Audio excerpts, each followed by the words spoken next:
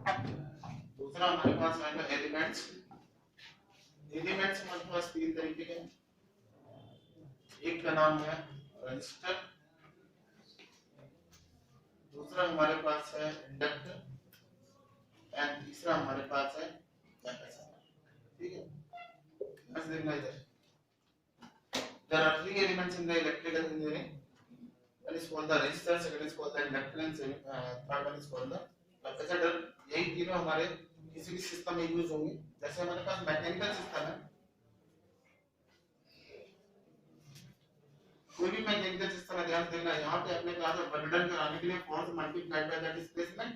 ठीक है, लेकिन ये फोर्स के लिए कोई एजेंट आपने लिया है और डिस्प्लेसमेंट किसी आप एलिमेंट में कर रहे हैं। ठीक है, और एलिमेंट्स आपका तीन तरीके का था। वन इज द मास पिंड जो लिखा गया था, एंड दूसरा आपके पास स्प्रिंग था, वहां आपने काम करवाया था, और तीसरा आपके पास था डैम्पनेस। डैम्पनेस वाला आपको दिखाई नहीं दिया, तो this is a very small word. ठीक है, और ये बेसिकली यूज किया जाता है एनर्जी स्टोरिंग के लिए। ठीक है, तो तीन ही एलिमेंट्स थे मैकेनिकल या साइंस में हम लोग जब पढ़ते थे कि या तो ये जो एजेंट था जिसके पास एनर्जी थी, ये अपनी एनर्जी या तो इसमें ट्रांसफर करे, या तो इसमें ट्रांसफर करे, या तो इसमें ट्रांसफर करे, तब जाके इन एलिमेंट्स में डिस्प्लेसमेंट होता था, तब हम लोग कहते थे हमने वर्क किया। ठीक है, साइंस है, अच्छा दस का है।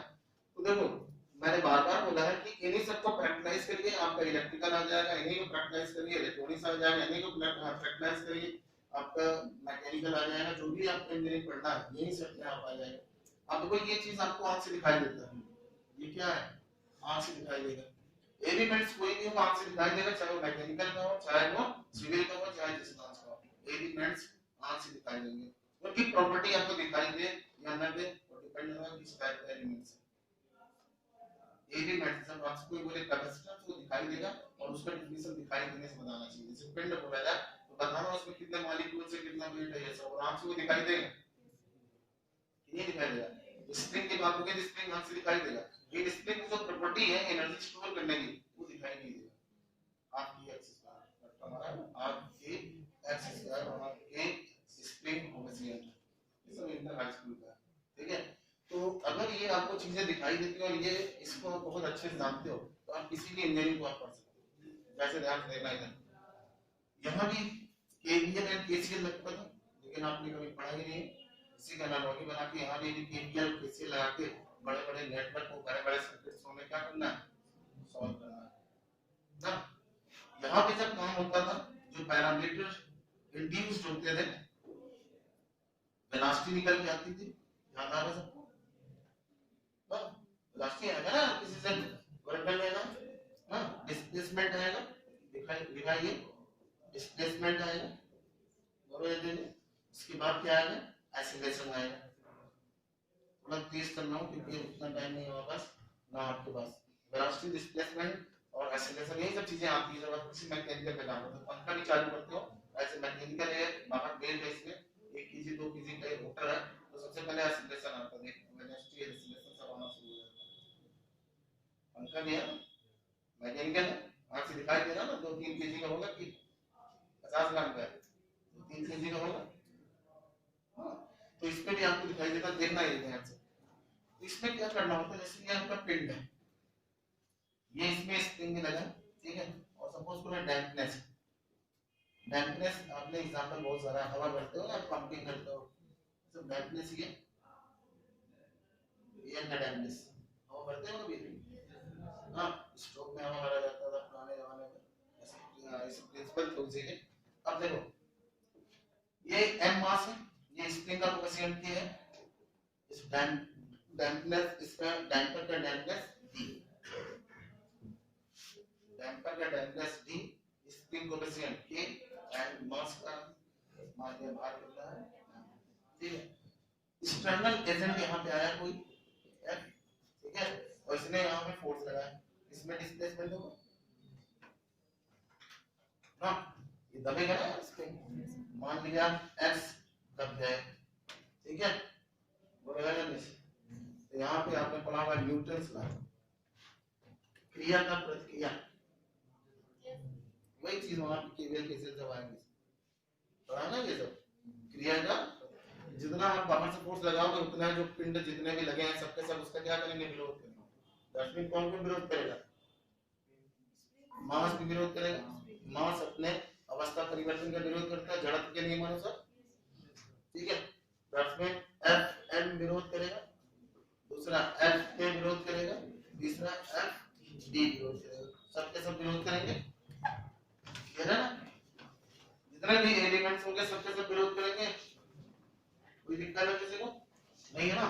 तो F is equal to the Fm plus Fk plus Fd, ठीक है। और जब हम इधर से फोर्स लगाओगे सब में डिस्प्लेसमेंट सेम होगा, ये अलग अलग होगा, सभी एलिमेंट्स में डिस्प्लेसमेंट क्या होंगे, सेम। अरे उतारो मत यार, क्या नाम है इसका, देखो पहले ना, इधर नकल करना शुरू कर देते हो। ये है आपके पास ना, तो Fm बराबर आपने पढ़ा होगा m into a ना, इसको पढ़ा होगा Tx, spring force is given by Tx। High school inter बहुत इंपॉर्टेंट है, यही सभी इलेक्ट्रिकल आ जाएगा, इलेक्ट्रिकल आने वाला इसी से, ठीक है।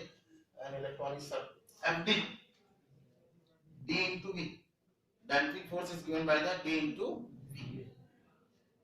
क्लियर हो गया, कोई दिक्कत है, ये डिप्लोमा नहीं है, ये हाई स्कूल है, ठीक है ना।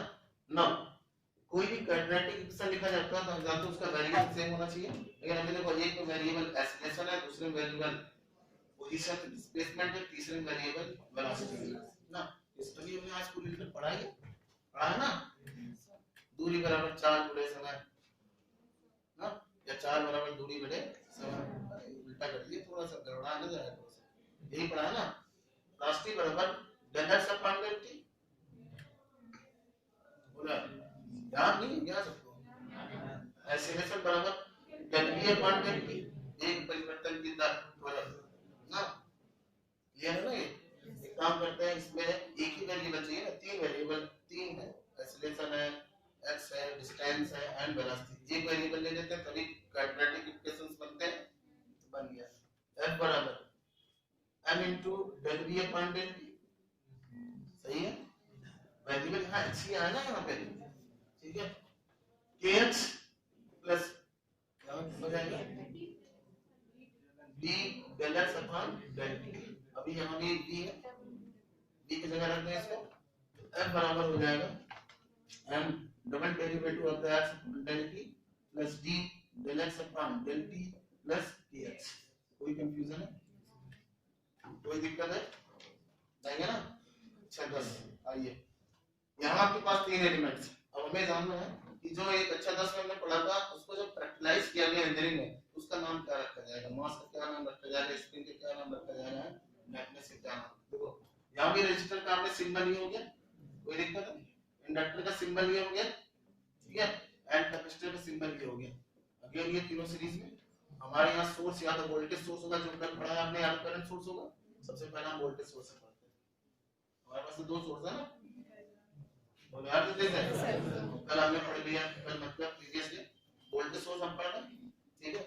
ये आपका रजिस्टर सिंबल R है, ये इंडक्टर सिंबल L है, ये C। इसमें से आता है बहुत एग्जाम में, एनालॉजी पूछ लिया जाता है कि what is the analogy of the mass in electrical energy, what is the analogy of the spring in the electrical energy. वो सोचा ही नहीं रहता कोई कि स्प्रिंग इंजीनियरिंग में आपकी क्या बन जाएगा, क्या बोला जाएगा उसको, ये आपके सामने आ गया। अभी भी ये सीरीज में अच्छी, थोड़ा सा वेट करो, नहीं तो आएगा नहीं समझ में ना, क्योंकि पहली बार हमें लग रहा, कितने लोग पहली बार, कोई नहीं, सब जानकार सब। तो देखो इधर सब सीरीज में करंट सेम होगा, हमारे यहाँ वेरिएबल कौन है, करंट, हमारा वेरिएबल कौन है ना, पढ़ा है नहीं पढ़ा है, KVL सोर्स बराबर drops VR plus VL plus VC, जो फोर्स लगा है वो सबके क्रॉस क्या होगा, ड्रॉप हो जाएगा ना। क्लियर है ना, क्रिया का प्रतिक्रिया है, वहां क्रिया का प्रतिक्रिया एनर्जी कंजर्वेशन में लग रहा था, और यहाँ पे कौन लगेगा, KVL। KVL किसमें लगता है, एनर्जी कंजर्वेशन। जब तक KVL नहीं लगा इसका तो समझ जाइएगा कि वहां पे ऊर्जा का संरक्षण नहीं हो रहा है। हमारे लिए अलग से बोलेंगे क्या, थोड़ा सा वेट करो ना सर, जल्दी जल्दी जल्दी करोगे तो नहीं आएगा तुम्हें। फिर देखो ओम्स लॉ से I into R, इंडक्टर का ओम्स लॉ, इंडक्टर का L del I upon del T, ठीक है।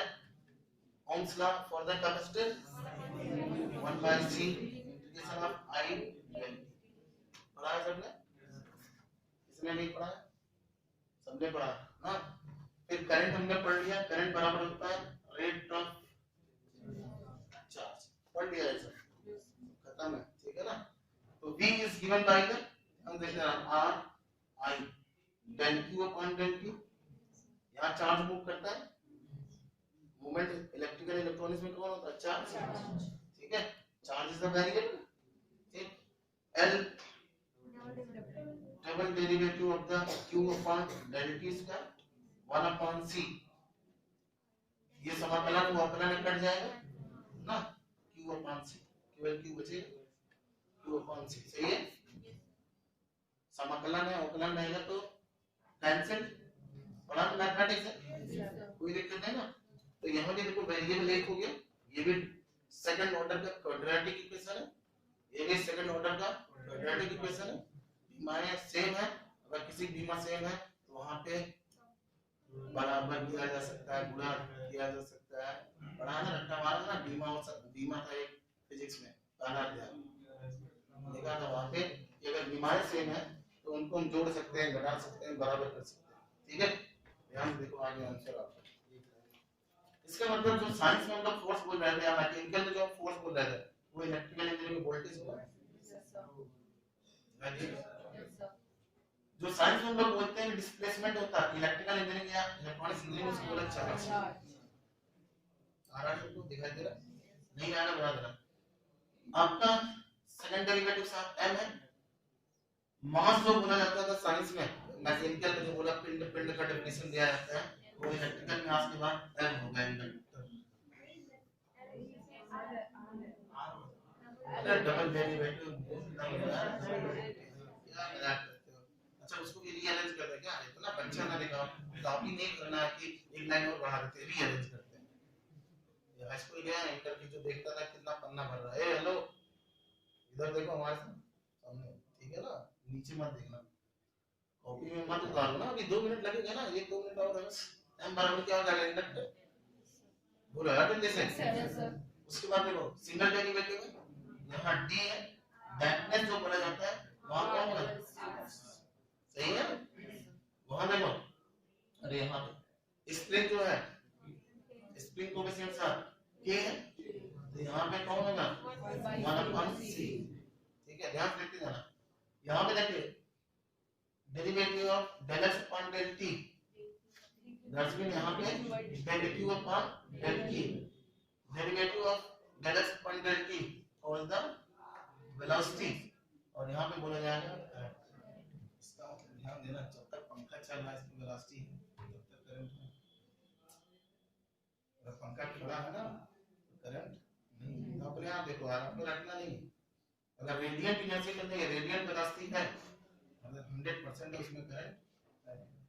एलईडी सप्लाई ऑफ करने के बाद अगर कुछ देर चल रहा है करंट है, तो रखना पड़ा किसी को, अपने आप आ रहा ना सब कुछ। इधर देखना, फिर del x upon del t आ गया। उसके बाद देखिए del v upon del t, इसका derivative del v upon del t, ठीक है। इसका मतलब यहाँ del I upon del t, सही है। नहीं आ रहा तुरंत बता देना, अपने आप देखना है। अच्छा 10 में लिखा गया कि जो भी इक्वेशन बनाए जाते हैं उन इक्वेशन में जो पड़ोसी होता है हमेशा वो अपने ही कारक का विरोध करेगा। जब तक अपोजिशन वर्ड नहीं जोड़े जाते हैं तब तक कोई इक्वेशन स्टैंडर्ड इक्वेशन में नहीं बनता है। मास एक्सीलरेशन का विरोध करता है, एक्सीलरेशन मास का विरोध करता है। अच्छा तो ऐसा इससे ज्यादा नहीं, यही पढ़ाऊंगा, इससे ज्यादा नहीं पढ़ाऊंगा।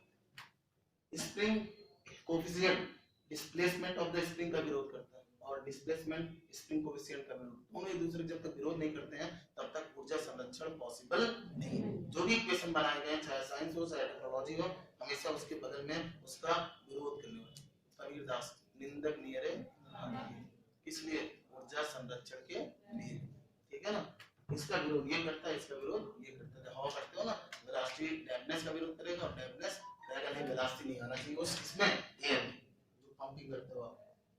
क्लियर है ना? ध्यान से देखते रहना, अपने आप यहाँ देखो, आ गया इधर देखो, आपने कहा अभी कहा गया भाई इधर वाला अच्छा 10 वाला, ये इसका विरोध करता है, ये एक्सीलरेशन ना, अच्छा 10 से पढ़ेंगे, उससे ज्यादा नहीं पढ़ेंगे। इसका मतलब inductor rate of change of current पढ़ा है, रखा हमारा इंडक्टर की प्रॉपर्टी इंडक्टेंस है और inductance rate of change of current का विरोध करता है अपने अंदर, अपने अंदर जो करंट जाएगा उसके रेट ऑफ चेंज का विरोध करता है। क्लियर हो गया? दूसरा आ गया, फिर आपने पढ़ा है आ गया दूसरा कैपेसिटर वाला। अच्छा यहाँ ये के साथ कौन है? x, x मतलब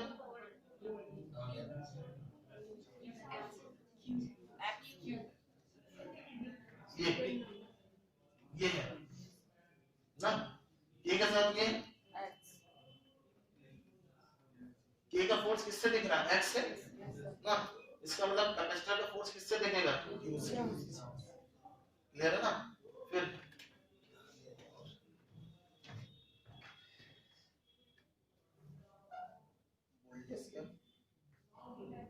क्या करेंगे? थोड़ा सा मिटाना पड़ेगा, उतारो नहीं यहाँ से, इधर मैडम तो मैं उतारना उतारना जल्दी उतारो, 1 मिनट प्रेस फोर्स से ये मिटा सकते हैं, ये वाली चीज ये तो मिटा सकते हैं।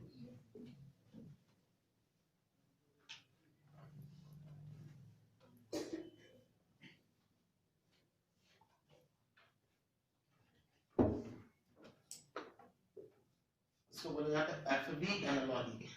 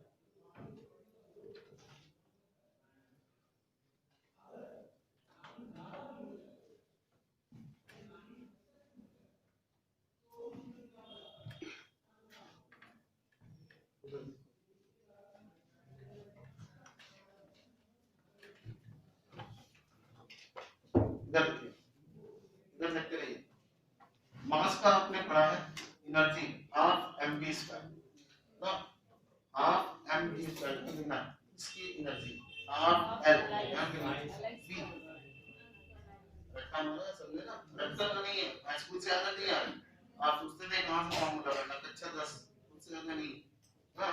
फिर आपने पढ़ा था half ax square, spring energy is given by the half ax square, this one is given by the half, a is given by the हमारा 5c, x का हो गया x is given by the q square ना, और फिर q बराबर आपने पढ़ा था c into v,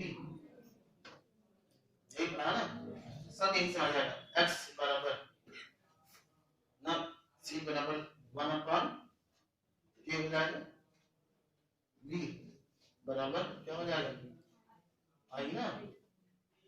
अच्छा हम उधर का इधर वेलोसिटी लिखेंगे ना, इधर इसको लिख रहा हूँ। अच्छा ये इलेक्ट्रिकल है ना, ये यही पढ़ा ना, q बराबर c into v, इसका ये कैपेसिटर का पढ़ा ना, ये अपने आप देखो आंसर आ जाएगा। यहाँ पे q का मान है तो half c square v square 5c plus half c square ना। फिर आपने यहाँ पढ़ा होगा डेम्पनेस एनर्जी इसमें बनेगा dv स्क्वायर, क्या पढ़ा है dv स्क्वायर ना, तो यहाँ पे क्या हो जाएगा, बी कहाँ गया, दैट्स मीन कहाँ गया, यहाँ पे एनर्जी इसका कितना हो जाएगा, आई स्क्वायर आर इंटू टी।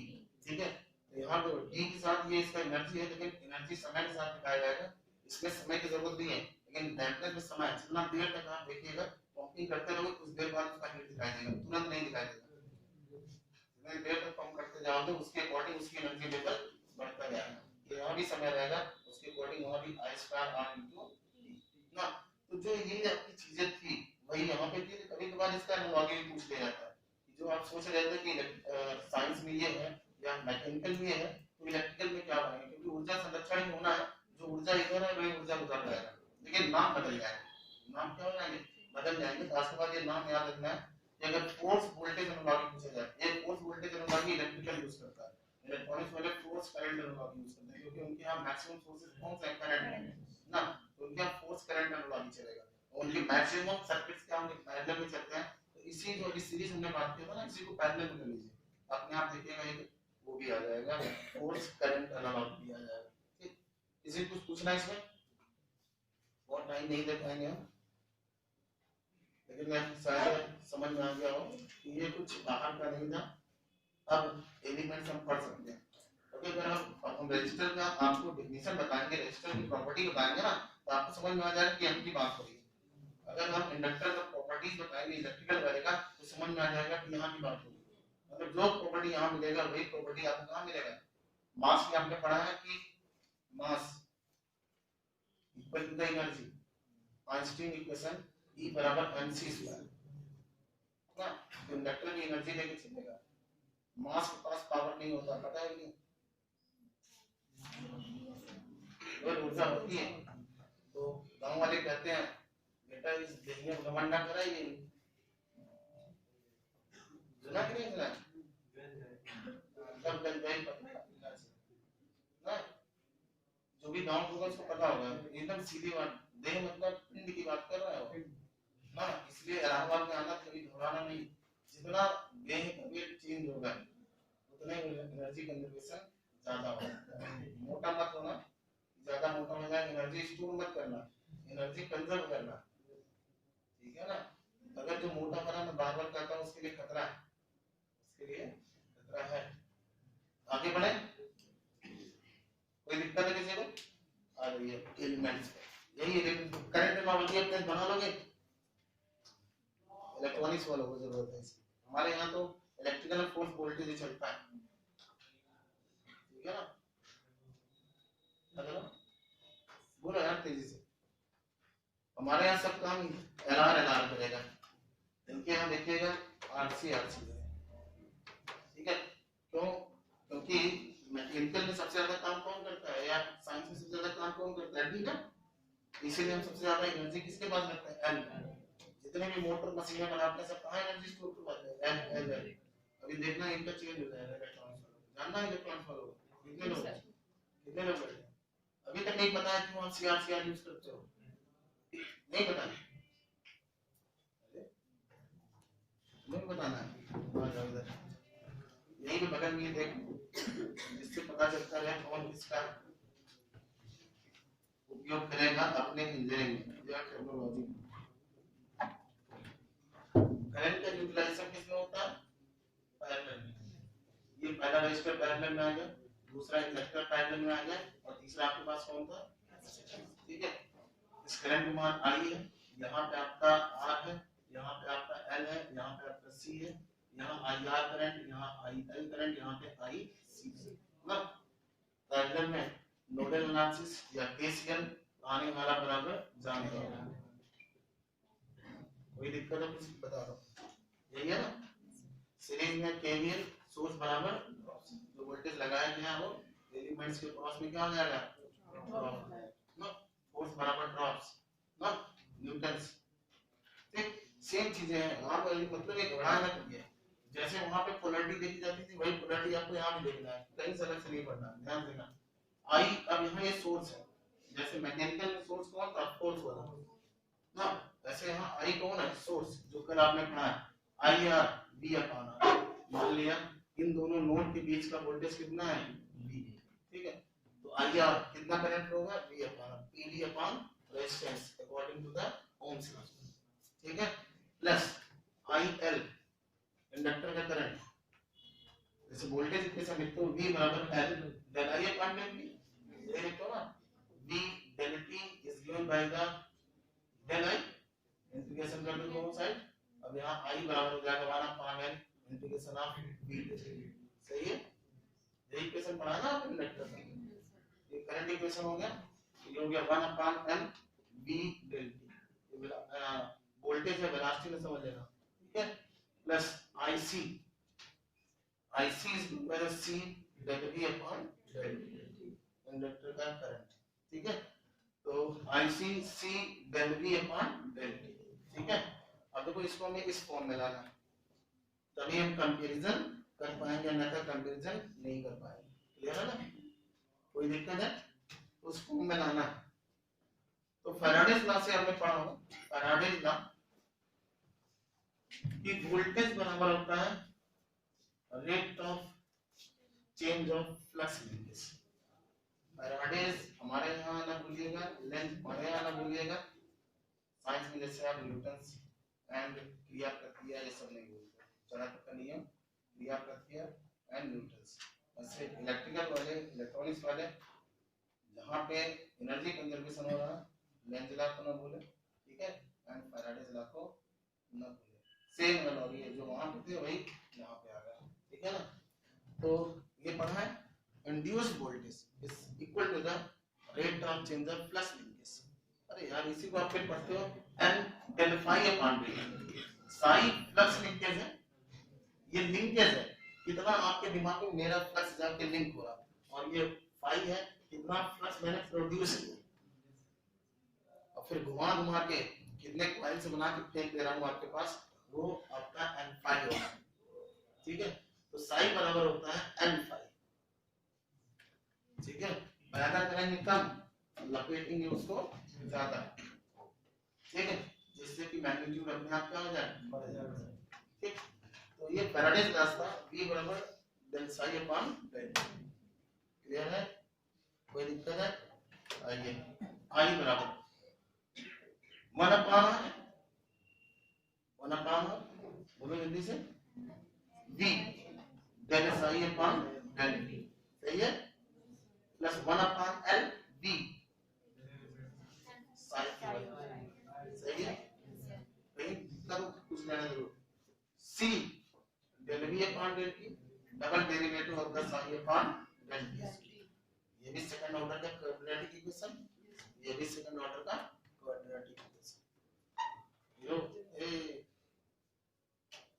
पता है ना, तो बस रुके ना, सही है, ध्यान रखिएगा, जो मैकेनिकल वाले फोर्स से काम कर रहे थे, इलेक्ट्रॉनिक्स वाले किससे करवाना चाहते हैं, ठीक है, बहुत मजेदार है, मैकेनिकल हमेशा चाहता है डैम्पनेस 0 हो जाए, डैम्पनेस 0 हमेशा ये चाहता है कि डैम्पनेस, देखिए आप खाना खा के घर में ही बैठे रहो, कुछ काम ना करो, लेकिन मास है डैम्प कर रहा है, तो शाम तक भूख फिर से लगेगी, शाम तक क्या 4-5 घंटे बाद कुछ ना काम करिए, तब भी आपको भूख लगेगी, क्योंकि आपने कहीं लॉस किया है, नहीं लॉस किया ना, किस फॉर्म में, थर्मल के फॉर्म में, थर्मल के फॉर्म में, ठीक है, तो ये हम इलेक्ट्रिकल वाले सोचते हैं D 0 हो जाए, और D 0 करने के R 0 करते हैं, कितना गजब का, सब अच्छा, बस कहीं से आ रहा है, कहीं से नहीं आ रहा ना, पावर सिस्टम खत्म हो गया, बेसिक खत्म हो गया, कि कैसे आपको मशीनें बनानी है, कैसे आपको पढ़ना है ना, एनर्जी स्टोर सबसे ज्यादा यहाँ M से होता है, हमारे यहाँ L से होता है, इलेक्ट्रॉनिक्स वाले काम करेंगे वहां, ठीक, F बराबर I, जो मैकेनिकल था, मैकेनिकल इंजीनियरिंग वाला तो फोर्स से काम कराता है, ठीक है, हम इलेक्ट्रॉनिक्स वाले बोलेंगे, किससे कराएंगे, ठीक है ना, एनालॉजी आता है हर एग्जाम में, एक दो क्वेश्चन याद रखिएगा, यहाँ डबल डेरिवेटिव C है ना, वहां डबल डेरिवेटिव N आ गया आंसर, मैकेनिकल वाले सबसे ज्यादा काम किससे कराते हैं, मास से, इलेक्ट्रॉनिक्स वाले सबसे ज्यादा कौन से इक्विपमेंट्स लगाएंगे, इलेक्ट्रिकल वाले कौन से सबसे ज्यादा लगाते हैं, इलेक्ट्रॉनिक्स वाले सबसे ज्यादा कहाँ लगाते हैं, क्लियर हो गया, क्लियर हो गया, रटवाया मैंने, रटवाया ना, नहीं रटवाया, अच्छा 10 से हमने बता दिया, क्योंकि अच्छा 10 से सब पास, इधर आइए, सिंगल डेरिवेटिव डी ना, सिंगल डेरिवेटिव 1 अपॉन, यहाँ देखो मजेदार, डेम्पनेस साइंस वाले मैकेनिकल वाले कहते हैं 0 होना चाहिए ना, तो तुम कहोगे 1/r 0 होना चाहिए, 1/r 0 होना चाहिए मतलब r इनफाइनाइट होना चाहिए, इसलिए इनके सर्किट रेजिस्टेंस 4 किलो 10 किलो ज्यादा होना चाहिए। अच्छा समझो, मजे आएंगे सब मजे, लेकिन एनालॉजी आते नहीं, तुमने तो रट्टा मारा था ना, मोटा मोटा काले जो दिखा था फॉर्मूला मोटा वाला ना बोल्ड, अपने आप आ रहा, कुछ रटना नहीं। इलेक्ट्रॉनिक्स के सर्किट में रेजिस्टेंस क्यों ज्यादा रखा जाता है, इसलिए कि 1 अपॉन r का था, जीरो कभी हो नहीं सकता, आइडियल हो नहीं सकता, कोई चीज हमारे यहाँ भी जीरो नहीं होता, जीरो की तरफ अग्रसित करना होता है, अग्रसित tends toward the zero. Zero word engineering में नहीं मिलेगा, कोई एक जगह मिलेगा मैथमेटिक्स, इनफाइनाइट वर्ड कोई एक जगह मिलेगा मैथमेटिक्स।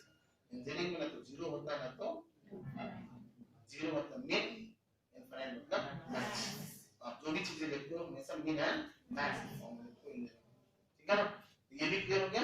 देखो हम तो जीरो, ये जीरो तरफ ले जा रहे हैं, हम आर जीरो तरफ ले जा रहे हैं, कोई चीज बनाते हैं, पंखा बनाएंगे आर जीरो, ट्रांसफार्मर बनाएंगे आर जीरो, ट्रांसफर लाइन बनाएंगे आर जीरो पे, लेस लॉसी, इलेक्ट्रॉनिक्स वाले कहते हैं लेस लॉसी देना है तो आर ज्यादा रखो, आर ज्यादा रखो, क्यों, उससे वन अपॉन आर कम हो जाएगा, क्लियर है ना, अपने आप आ रहा है कुछ रच ले, उसके बाद कौन बचा है के, यहाँ पे कौन बचा 1 अपॉन, ठीक है, यहाँ के से यहाँ भी इस पेन से काम क्या कर रहा था, वो छोटे छोटे काम होते हैं, यहाँ पेन में यूज किया होगा, पेन में छोटे मोटे काम ना, तो हम भी छोटे मोटे काम सी से कराते हैं, छोटे मोटे काम इलेक्ट्रॉनिक्स वाले किससे कराते हैं, एल से, नेग्लेक्ट करते हैं यार, हमें इसकी जरूरत नहीं, क्योंकि स्क्रीन से तो बड़ा काम हो ही नहीं सकता, स्क्रीन से कौन सा बड़ा काम करते हो बताओ, बताओ यार, मैं भी तुम लोग को बताऊं ना, आपके 20 साल से देख रही होंगी ना चीजों को,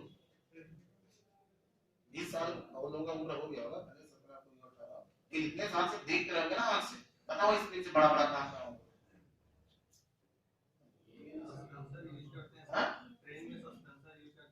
यार वो किस लिए होता है, कार्य करता है क्या, एब्जॉर्बर होता है, एब्जॉर्ब करता है क्या, समझा करो ना, वही लग रहा हूँ एकदम आंखें खोलो, रटने वाली विद्या से कोई काम नहीं बनने वाला, वो किस लिए होता है, एब्जॉर्बर होता है ना, झटके पटके हर एक व्यक्ति में लगा रहता है, कार में भी होता है, सब में रहता है, एक व्यक्ति में गड्ढा गुड्डी आ रहा है तो जो भी वेलोसिटी हो ना उसको, उसमें डैम्पनेस भी रखते हैं, फ्लेक्सिबिलिटी जिसको बोला जाता है, ठीक है, उस एनर्जी को स्टोर करवा देते हैं उसी स्प्रिंग में, काम करने के लिए नहीं है, स्टोर कराने, ठीक है ना,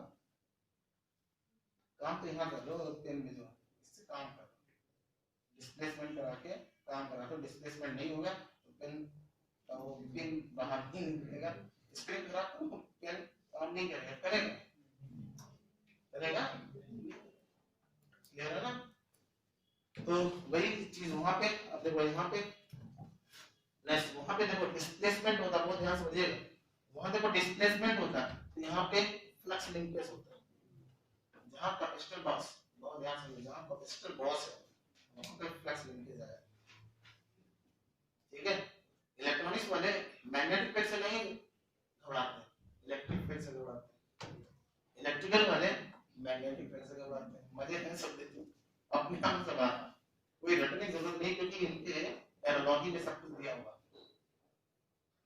एनालॉजी में सब कुछ दिया हुआ, क्लियर हो गया, कोई दिक्कत है किसी को, वहां इलेक्ट्रिक फील्ड है, डिस्प्लेसमेंट है, इलेक्ट्रिक फील्ड है, है ना, मैग्नेटिक फील्ड नहीं रहता इनके सर्किटरी में, यहाँ पे मैग्नेटिक फील्ड नहीं है, लेकिन यहाँ पे कौन सा है, ये हमारा ये है ना, यहाँ पे मैग्नेटिक फील्ड बॉस है देन द इलेक्ट्रिक, सर किसमें ज्यादा एनर्जी स्टोर्ड होगी, वो मैकेनिकल वाला बताता है ना, सबसे पहले मैकेनिकल चीजें आई आपके सामने जो आंख से दिखाई, सभी एनर्जी कहाँ है, द्रव्यमान में है यार, आइंस्टीन अच्छा था, सब पूरा थोड़ा ना पढ़ाएंगे भाई, अच्छा तो पूरा पढ़ाएंगे क्या आगे, अब ये देखिए आइंस्टीन ने कहा ना, mass to be converted into the energy, जो भी मास है इस ब्रह्मांड में, आप सेम 1 केजी नहीं खाते हो, आप सिर्फ कैलोरी ऊर्जा खाते हो, लेकिन आपको तो हमने आज सारा चार्ट से लपट गया, चार्ट से लपट नहीं गए, आप हो सकता है हमने 30 कैलोरी ऊर्जा खा लिया, या हो सकता है 50 कैलोरी ऊर्जा तो मतलब मास के फॉर्म में ऊर्जा है, लेकिन जो आदमी चला जाता है मोमो में, फिर उसको एनर्जी को एनर्जी के फॉर्म में देना पड़ता है। इस फॉर्म में सिलिंडर जो होता है उसमें एनर्जी रहती है, देते हैं और फिर एनर्जी को एनर्जी के फॉर्म में देते हैं, क्योंकि एनर्जी की जरूरत है, मास की जरूरत नहीं। लेकिन एनर्जी महंगा पड़ता है, मास एनर्जी सस्ता पड़ता है। क्लियर हो रहा है ना? जब वो लिक्विड के फॉर्म में डॉक्टर देता है ना तो कहता है इतना चार्ज लगे, इतने कम में हमने 500 कैलोरी ऊर्जा दे दी ना। तो तुम 4 रोटी खाते हैं और घी डाल के ये सब डाल के क्या करते हैं, उसमें क्या करते हैं, गलत नहीं। चले आगे, कोई दिक्कत है? और कुछ जानना है इसमें? मशीन नहीं खत्म कर दूं मैं, चलिए चल रहा है मशीन। आओ देखो इधर, मैकेनिकल वाले फोर्स दो तरीके से करते हैं, एक लीनियर मोशन वाला जहां फोर्स लगाते हैं, और दूसरा रोडी मोशन कराते हैं वहां टार्क लगा देते हैं ना। पढ़ा है ना सर? ये होता है कुछ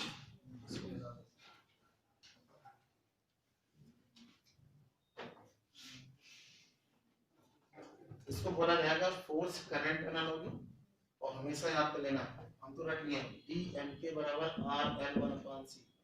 dmk ऑब्जेक्टिव आता है d is equal to the, फिर आप सॉल्व नहीं कर पाओगे, हम तो इसको आधा मिनट में सॉल्व कर लेंगे, पहले आप एक्टिव आ जाओ ना। तो रटो इसको dmk rl1/c, ठीक है। ऐसे यहाँ dmk सबसे ज्यादा आता है, यही मास इज एनालॉजी टू ऐसे पूछा जाता है ना, डैम्पनेस इज एनालॉजी टू, तो रट लो इसको, तीन सबसे इंपॉर्टेंट चीज है।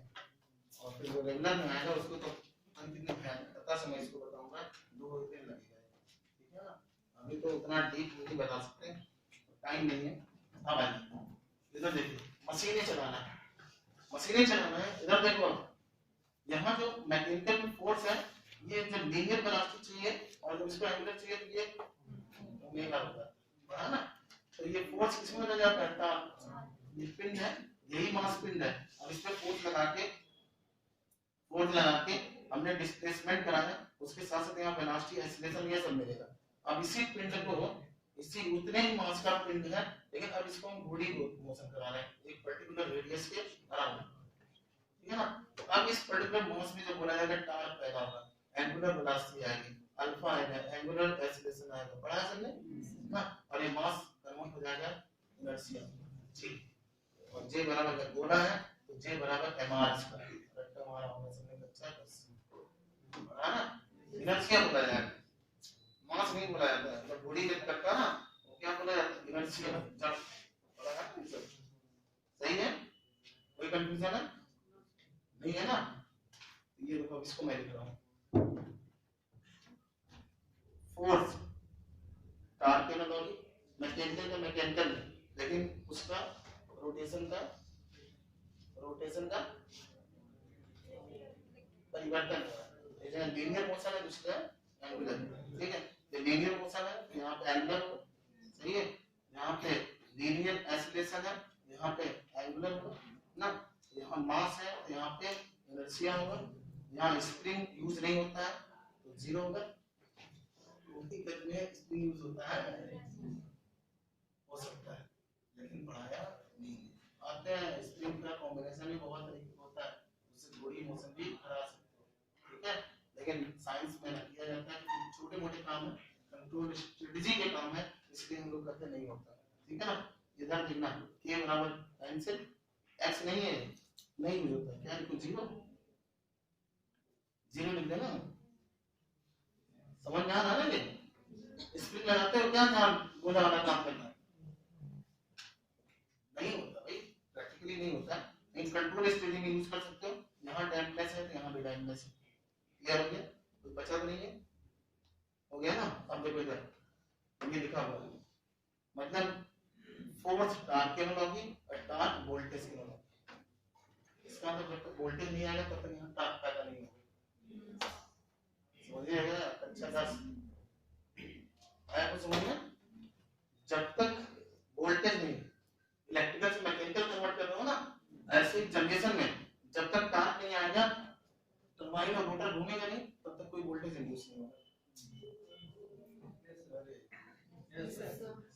यही आ गया 110 वाले का है। देन वेलोसिटी है and velocity is analogy to the current. मजा आता है। वोल्टेज आएगा तो टार्क आएगा, अगर ये घूमना शुरू कर दिया तब करंट। वेलोसिटी है तो समझ जाना करंट है।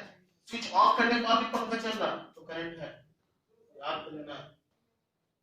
चार्ज जीरो हो रहा है ना, वोल्टेज अभी भी है वहां पे, जीरो की तरफ जा रहा है क्योंकि रोटर घूम रहा तो वहां 2-4 वोल्ट पैदा है अभी भी, और उस रोटर में करंट भी फ्लो हो रहा है।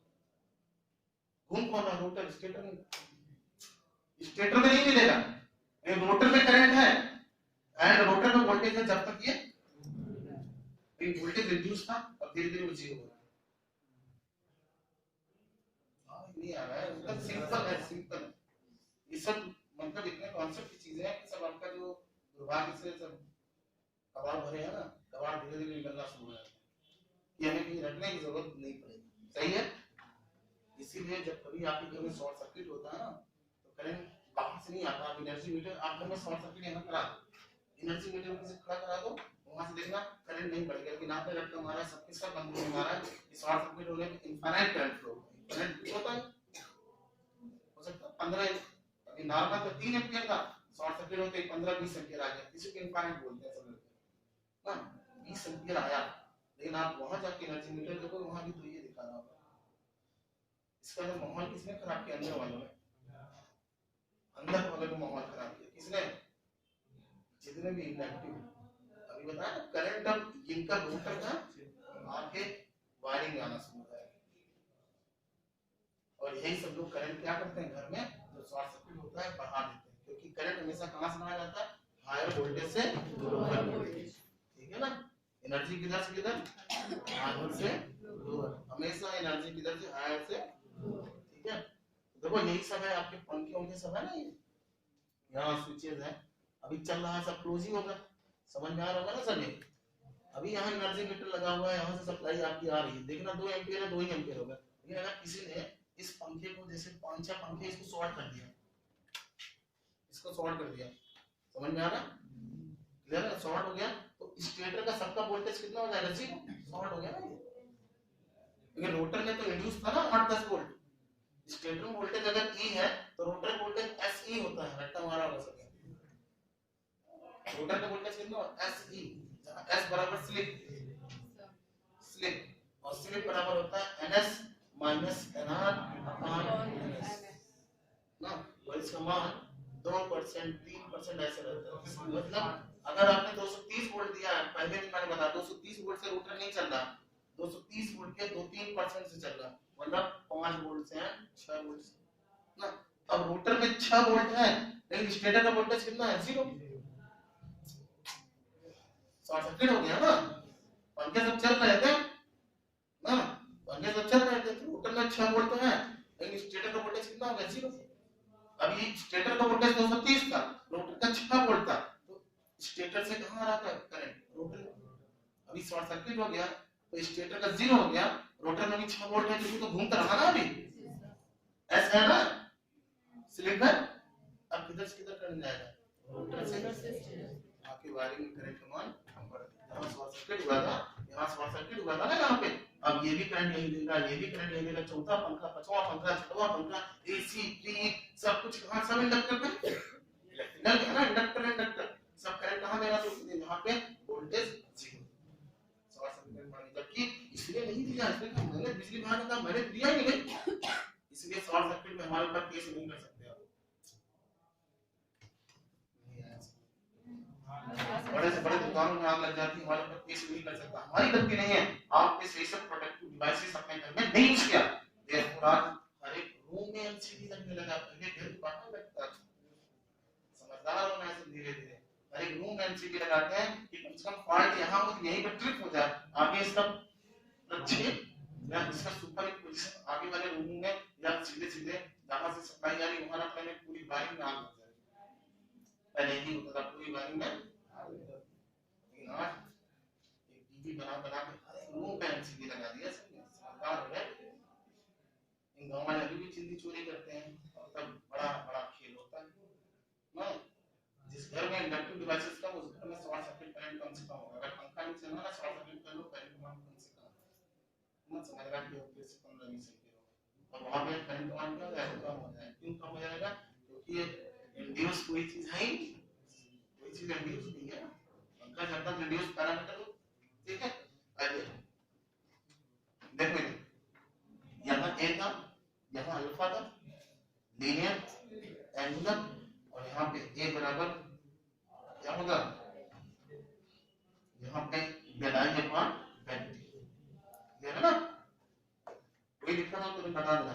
यहाँ मास है, यहाँ जे है, यहाँ पे एल, यहाँ के 0, तो यहाँ पे स्प्रिंग नहीं लगी है, किसी भी घूमने वाले मशीनों में स्प्रिंग नहीं लगा है, कह रहा ना। क्यों नहीं लगाया जाता? हम नहीं लगाते। अच्छा 10 बना है ना, जिसको सबने पढ़ा, हमें नहीं कहते सर आप टाइम बदल दो, आपने भी अच्छा बस पास किया सबने, क्लियर है। नेक्स्ट डी यहाँ भी है, डी यहाँ भी है, तो डी बराबर क्या था, हाँ।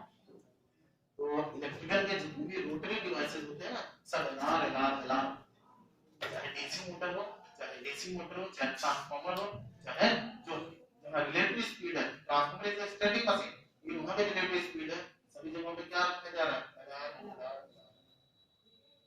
दे रहा है।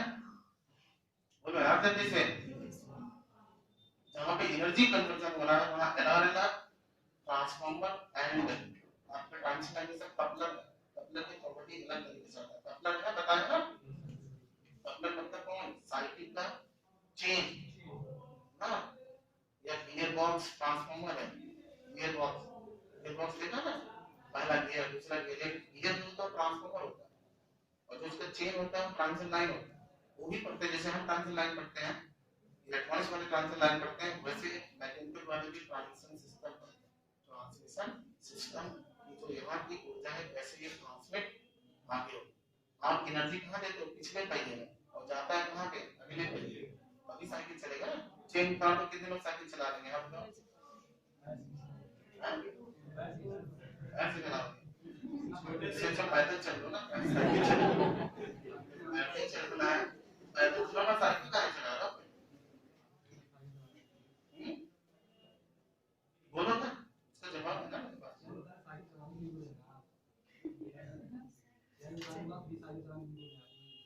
नहीं कौन साइकिल चलाते, तब साइकिल नहीं चलाते हो आप, तब कहाँ साइकिल चलाते हो आप, अपने आप को चलाते हो, अपने पैर से मारते हो ना, अपने को चलाते हो, उसी बैठे हो, साइकिल नहीं चलाते हो तो यार कहाँ ऐसा होगा, एक वर्ड चेंज करो ना, तो मजेदार चीज है। हमेशा याद रखना, पंखा चल रहा है, अल्टरनेटर चल रहा है, डीसी मशीन चल रही है, याद करना अगर ये है तो ये रहेगा, ये है ये है ये रहेगा, पंखे नहीं, ठीक है, ये है ये है ये रहेगा, ये है ये है ये रहेगा। इसी के अकॉर्डिंग ही हम लोग इसका टरबाइन डिजाइन करेंगे, ये टरबाइन हो जाएगा, ठीक है, ये आपका अल्टरनेटर हो जाएगा, ठीक है। ये कहीं कहीं हाइड्रो में यूज कर लिया गया, या एमएचडी में यूज कर लिया, कहीं के लीनियर से या पीजो में यूज कर लिया, ये है ये है, एक ही जगह पे जो जैसा चीजें, ठीक है, उल्टा भी चलेंगे। अब ये से यहाँ आ सकते हैं ना, ये आपका मोटर हो गया, अब अगर ये उल्टे सामने देंगे काम पैदा हो जाएगा, उल्टा भी चलिए सीधा भी चलिए, क्योंकि एनर्जी कंजर्वेशन क्या होता है वाइस वर्सा, इधर से उधर वाइस उधर से, मैकेनिकल को इलेक्ट्रिकल बदल सकते हो, इलेक्ट्रिकल को मैकेनिकल। तो मजा आया आपको, समझ में आ गया होगा कि एक्सीलरेशन बराबर क्या, वेलोसिटी बराबर क्या। आज अगर आप दौड़ रहे हो ना, आज बात याद कर लेना, अगर आप दौड़ रहे हो, आपके अंदर वेलोसिटी है, तो आपकी बॉडी में करंट है, करंट है, नाम वाले बोलते हैं दौड़ रहा है, करंट अभी ज्यादा है, बहुत तेज बहुत दादो तो बोला करंट ज्यादा है, क्या दौड़ रहा है अभी, बोलते नहीं, ईमानदारी से बताओ गांव वाले ना, देखो ना बोलते हैं velocity is equal to the, गांव वाले तो मेरा टॉपिक जानते हैं, कहां से संस्कार में। चाचा कह रहे थे कि बाबू दौड़ रहे हैं यार, करंट ज्यादा है क्या, बहुत बोलते हैं अपने बाप, बाबू दौड़ रहे हैं करंट ज्यादा है, संस्कार से आ रहा, पढ़े लिखे नहीं, उतने नहीं पढ़े लिखे हैं जो एनाटॉमी बना रहे हैं, इलेक्ट्रिकल बंदा एनाटॉमी बना ही नहीं पा रहा, मैकेनिकल बंदा एनाटॉमी बना ही नहीं पा रहा, कहां से आता है, क्लियर है ना ये? तो आज के बाद ये हमेशा याद रखना, ये ऑब्जेक्टिव के सवाल इसमें 3-4 आपके लिए क्या है आपको पता नहीं, इसमें भी एग्जाम में पुराना 3-4 क्वेश्चन यहीं से मिल गए, 3-4 क्लियर हो गया? आगे आ जाए एलिमेंट में अपने, कोई कंफ्यूजन है किसी को? जब डेवलप में पढ़ोगे तो इसको 2-3 दिन पता है, 2-3 दिन पूरी जिंदगी से खत्म कर देंगे, कैसे शादी करना है, कैसे आगे बढ़ना है, कैसे मरोगे, कैसे जियोगे, ये सब बता देंगे। क्योंकि हम ये देखेंगे ना साइंस वाला, मास कैसे चल रहा है, कैसे शादी किया है, कैसे क्या किया, सब ये सब ध्यान देख देंगे इलेक्ट्रिकल, तुम्हारी कब होगी सब बता देंगे। फिर कपलिंग बन पाएगा कि नहीं वो भी दिखा देंगे, तुम्हारा एकदम फैक्ट है। जिस चीज से आप बने हो ना उसी प्रॉपर्टी से ही आपका सब कुछ होना है, एनर्जी कंजर्व होना है, कपलिंग होना, सब कुछ होना है। अगर आप इलेक्ट्रिकल हो तो इलेक्ट्रिकली आप ज्यादा सोचोगे, ठीक है? तो मैं बता रहा हूँ यही सब बैठे हो इलेक्ट्रिकल वाले बंदे जो होते हैं ना उसके अंदर होना है, आती है होना है, तो समझते हो? तो अगर रास्ते में चलो तो कुत्ता कराना है जान मतलब कथा ये कोई मार दिया आपके अंदर कितना हुआ है क्या दया, क्या बोलते हैं इसको, क्या बोलते हैं? अभी से पहले मैंने बोला होना है, होना है आपके अंदर होना है, लेकिन इलेक्ट्रॉनिक्स बंदों में नहीं है, नहीं समझते हैं बैठने पर क्यों नहीं रहेंगे, ये अपने आप जानते हैं। एल हम एल से काम कराते हैं, ये सी से काम कराते हैं ना, एल मास, ठीक है? मास मास में क्या होता है, एनर्जी तो दोनों में है ना, होना है ना, ये मैग्नेटिक फील्ड होगा ना, मैग्नेटिक फील्ड से डबल होता है, ठीक है? और ये इलेक्ट्रिक फील्ड से डबल होता है। तो इलेक्ट्रिक में पप्पा है, पप्पा प्रॉपर्टी आप जानते हैं, तो मम्मा मम्मा प्रॉपर्टी आप जानते हैं, पप्पा के अंदर क्या होता है, मम्मी के अंदर सबसे ज्यादा होना किसके अंदर होता है ना, इलेक्ट्रिकल में मम्मी प्रॉपर्टी ज्यादा है, ठीक है? और इलेक्ट्रॉनिक्स वाले में पप्पा की प्रॉपर्टी ज्यादा है, देख लेना आप अपनी मम्मी से अटैच नहीं हो पाएंगे, लड़कियां धीरे धीरे अगर आपने वो इलेक्ट्रॉनिक्स पढ़ लिया है तो धीरे धीरे आपका अटैचमेंट पापा के साथ जाता है, ठीक ना? और इनके अंदर वो सब चीजें नहीं आएंगी, मतलब ध्यान भी थोड़ी सी कम होता है ना। और यहाँ पे देखना ये उछल कूद ज्यादा मचाएंगे, ज्यादा उछलते हैं इलेक्ट्रॉनिक्स वाले बंदे जो भी होना, लेकिन ये उछल नहीं पाते ना, ये उछल नहीं पाते, इसके अंदर उछलने की प्रवृत्ति कम रहती है, बहुत कम एक्साइट होते हैं, ये लोग गाना वाना बहुत ज्यादा गाना पसंद करते हैं, चलते हैं। तो ये प्रॉपर्टी बताती है ना, हम नहीं बता रहे थे, हम किसी बुराई को नहीं कर रहे, आदमी जिसके संगत का रहता है, ये भी कक्षा 10 में पढ़ा, संगत का, तो जिस संगति में रहो तो तुम्हारे तो आपके अंदर रिफ्लेक्शंस आने ही ना, इसकी प्रॉपर्टी है। आप लोग गाना वाना बहुत पसंद करते होंगे, इलेक्ट्रॉनिक वाले, सही बताओ ना, मनोरंजन बहुत करते होंगे, साला रोज शादी किसी को है, रोज डांस करे एक बार ना, मौका मिला नहीं सजावट का सामान ला के ले गाना लगे, इलेक्ट्रिकल वाले नहीं है, इलेक्ट्रिकल वाले इतना नहीं करते हैं, लड़कियां बैठी, लड़कियों तक मैं बात कर रहा हूँ, उतना ज्यादा वो उसमें मजा नहीं आता, बताओ कोई वो है अगर मैं गलत कर रहा हूँ बताइए ना, तब तो समझे इलेक्ट्रॉनिक्स है, इलेक्ट्रिकल तभी बहुत तुम उदास से नहीं, इलेक्ट्रॉनिक्स में नहीं देंगे ना, जिसको ये सब पसंद है ना, ये सब वो उसको इलेक्ट्रॉनिक्स ही लेना चाहिए। चलिए आइए एलिमेंट्स,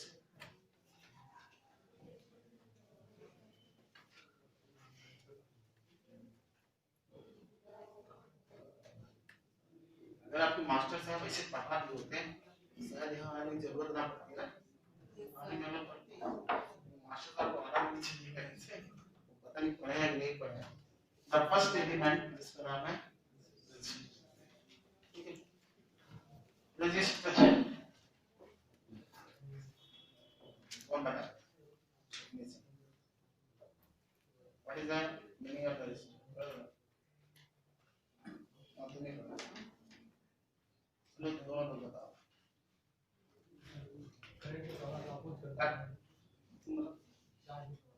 बच्चों का इतना देर से पढ़ा रहा हूँ तब भी नहीं समझ में आता। जो करंट के पे रिकॉर्ड पैदा करते हैं बैठ जाओ और कौन बताएगा बैठ जाओ और कौन बताएगा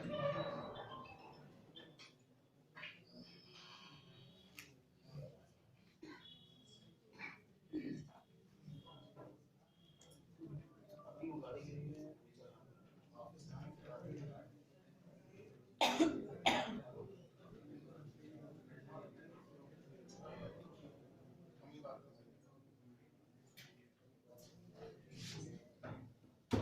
तो कौन बताएगा सब पूरे ब्रह्मांड में जो भी तत्व है सब रजिस्टर्ड है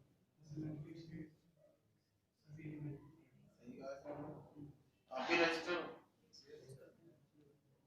ना सब रजिस्टर सब के सब हाँ एग्जाम्पल नहीं होगा all the elements in the universe all the rest इस यूनिवर्स के जितने भी लकड़ी हो गया लोहा हो गया सब रजिस्टर ठीक है ना बैठो जितने भी यूनिवर्स के जितने भी आपके यूनिवर्स के चीजें हैं थिंग्स हैं सबके सब रजिस्टर ये एसी रजिस्टर एसी तो कमर्शियल है ना इसको आपने बनाया बहुत सारी चीजों को मिला के बनाया ठीक तो सब रजिस्टर है ध्यान से समझना लेकिन इसकी एक प्रॉपर्टी होती है रेजिस्टेंस क्या होती है ये रजिस्टर प्रॉपर्टी होती है रेजिस्टेंस अब ये बोलोगे resistance is the property of register which opposes the flow of current in it अपने अंदर ना कि बाहर को जा रहा है उसका विरोध करने के लिए यहां से चले आता है उसको मारो ले ना ये अपने अंदर रजिस्टर इस ब्रह्मांड का जो भी एलिमेंट्स है ठीक है वो रजिस्टर है चाहे जो भी हो चाहे लकड़ी हो चाहे कोयला हो चाहे जो सब रजिस्टर है ठीक लेकिन उन रजिस्टर की एक प्रॉपर्टी होती है और उस प्रॉपर्टी को बोला जाता है रेजिस्टेंस और रेजिस्टेंस कहता है कि जो इसमें करंट का फ्लो होगा उसका जितना विरोध होगा उस विरोध को बोला जाएगा करंट अरे रेजिस्टेंस ना तो साइंस में देखो दो डिवीजन है एक एलिमेंट्स को करेंगे क्योंकि साइंस से ये टेक्नोलॉजी आई है तो साइंस में अगर पूछा जाए व्हाट इज द रेजिस्टेंस तो resistance is the frictional oppositions of the free electron into the material ना क्योंकि हमको पता है जो मटेरियल होगा अभी मटेरियल आपको पढ़ा दिया हूं वो एटम्स होंगे और एटम्स में हमने एक इलेक्ट्रॉन फ्री कराया और फ्री इलेक्ट्रॉन को एक स्थान से दूसरे स्थान तक दौड़ाना तो जब ये दौड़ेगा तो इसका फ्रिक्शन विरोध होगा ये दोनों दौड़ेगा इंटर एटॉमिक डिस्टेंस होके भागेगा तब भागेगा तो अगर बगल वाले एटम से भिड़ेगा तो उसी भिड़ाने में जो फ्रिक्शनल विरोध होगा उसी को बोला जाता है डिस्टेंस हो गया अब कोई मटेरियल में बहुत ज्यादा भिड़ांत होगा तो ज्यादा रेजिस्टेंस का होगा जिसमें कम भिड़ांत होगा उसमें रेजिस्टेंस कम होगा क्लियर हो गया कोई कंफ्यूजन है कोई दिक्कत है तो frictional oppositions of the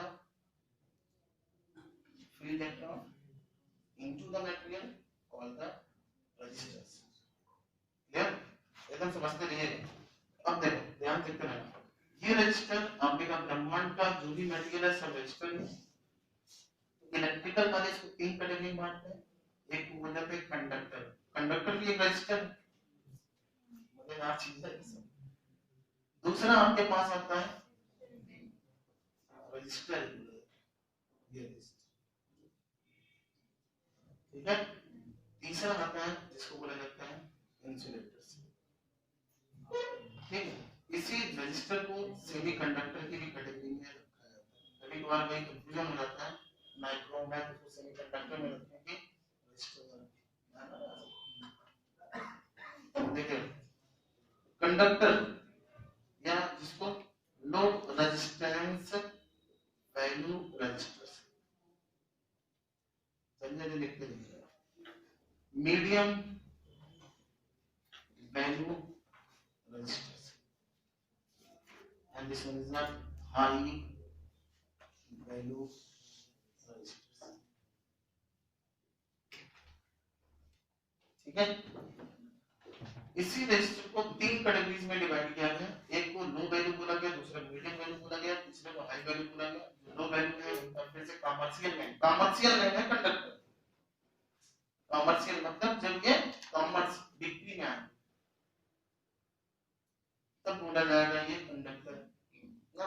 और जब देखेंगे उसका कितना रेजिस्टेंस है, ठीक है। तो ध्यान सुनिएगा उन रेजिस्टेंस का जिसका रेजिस्टेंस 0 से लेके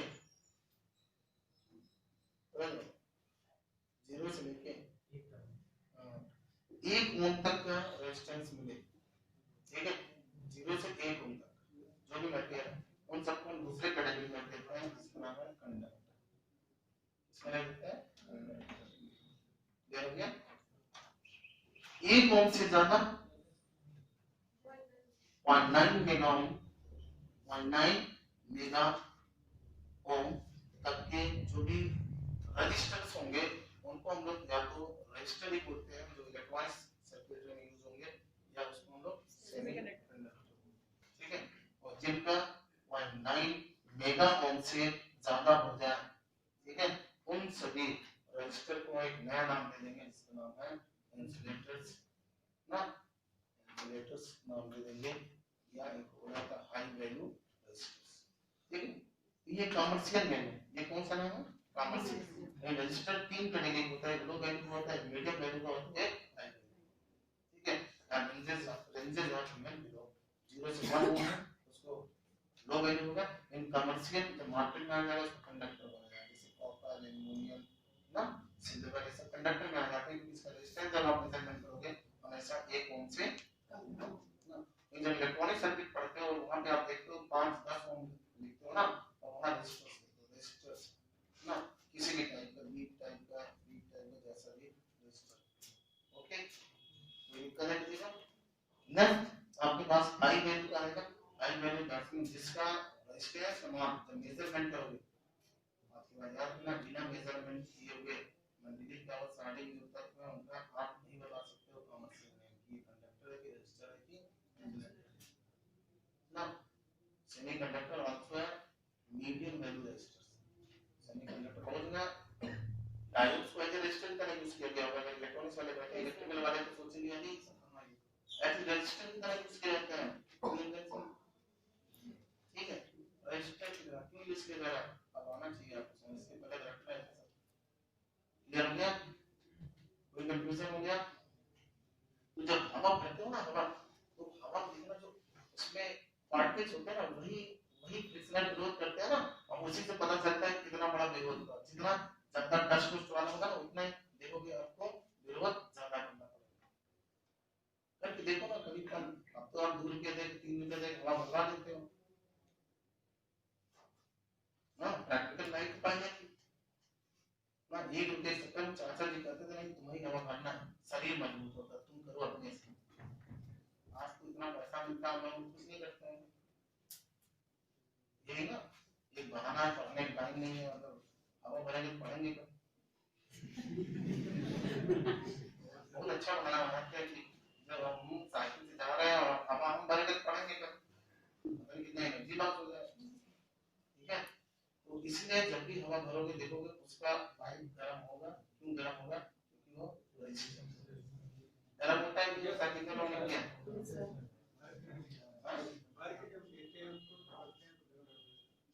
आज समझ में आया क्या उसको और गर्म करना है ना।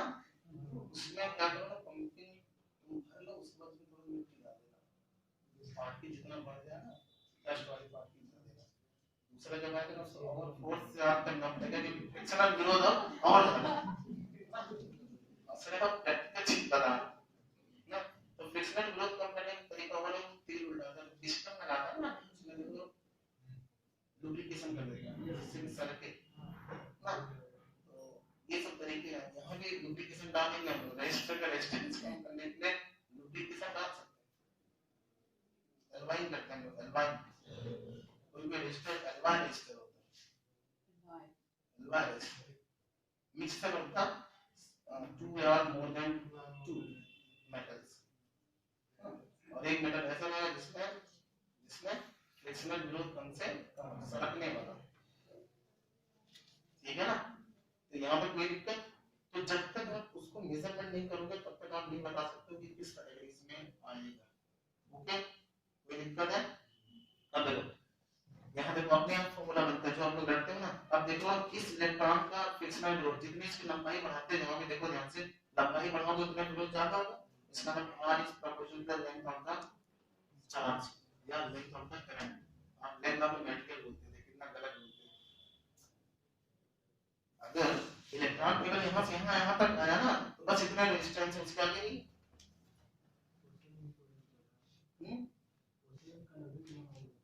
नहीं देता है। आप एग्जाम ही नहीं दिए, क्या बोल रहे हैं? नहीं दिए आप एग्जाम, वही एग्जाम देना। यूपीपीसी जिसको कहेगा सही है ना, पावर पे एमपीपीसी से तक क्या कर बहुत लोग तो दिए होंगे एग्जाम जानते हैं। ठीक है, डीआरडीओ तो और गलत कर देगा। डीआरडीओ एकदम पूरा कॉन्सेप्ट इसरो, और जैसे आप लोग रटते हो ना, देखो करते हो, हमने यहाँ 90 कर लिया, लेकिन इसरो वाला जब वो चेक करेगा ना आपका ले आकर 65 पे गिरा देगा, क्योंकि वो कॉन्सेप्ट चाहता है। वो नहीं, वो जो भी क्वेश्चन पूछता है कॉन्सेप्ट रहेगा, लेंथ का मैटेरियल भी रहेगा उसमें, लेकिन लड़के लेंथ का मैटेरियल रखता हमारा गलत रहेगा, और लेंथ का चार्ज है, लेंथ का है उसी ये कहां से, हमने तो रखा था लेंथ का मैटेरियल। लेकिन एक्चुअली जब रेजिस्टेंस आपको पता होगा तब तो लेंथ ऑफ करंट या लेंथ ऑफ चार्ज भी करोगे ना इसका। इसीलिए जो लेंथ डायरेक्ट नहीं दिया जाता है, इसका आपको पता होगा कौन सा लेंथ दिया जाता है। इलेक्ट्रॉन का जब भागता इधर उधर ऐसे सीधे थोड़ा ना भाग पाएगा कोई यार। रास्ते में तब तक एक एटम बैठा है, हम भिड़ोगे उससे ना, एनर्जी कंजर्वेशन और धीरे होगा, फिर तेजी से धीरे होगा, फिर इधर से बाहर से कहीं से जहां रास्ता मिला निकल के भागना शुरू किया, ये होगा ना। इसलिए बोला जाता है जहां डेंसिटी ज्यादा होती है वहां रेजिस्टेंस ज्यादा होता है। क्यों ज्यादा होता है आपको यहां से मिलेगा, जो डेंसिटी ज्यादा है तो इंटरएटॉमिक डिस्टेंस नहीं है, कहां से भागूंगा। डेंसिटी ज्यादा होने मतलब क्या होता है, उसी आयतन में मॉलिक्यूल्स ज्यादा, तो मॉलिक्यूल्स ज्यादा है जब तुम भागोगे, यही आयतन है ना, इसका तो फिक्स है ना। अगर मैं किसी के हाथ वहां मूव डाउन में तो उसको भी फ्रिक्शनल विरोध होगा, लेकिन अगर 10 लोग बैठे हैं यहां से वहां जाने में फ्रिक्शनल विरोध क्या होगा, कम से कम होगा। इसलिए बोला जाता है जो गैसियस रेजिस्टेंस होते हैं उसमें फ्रिक्शनल विरोध कम होता है, क्योंकि इंटरएटॉमिक डिस्टेंस बहुत ज्यादा होता है ना। इन जो सॉलिड आते हैं उसमें रेजिस्टेंस ज्यादा।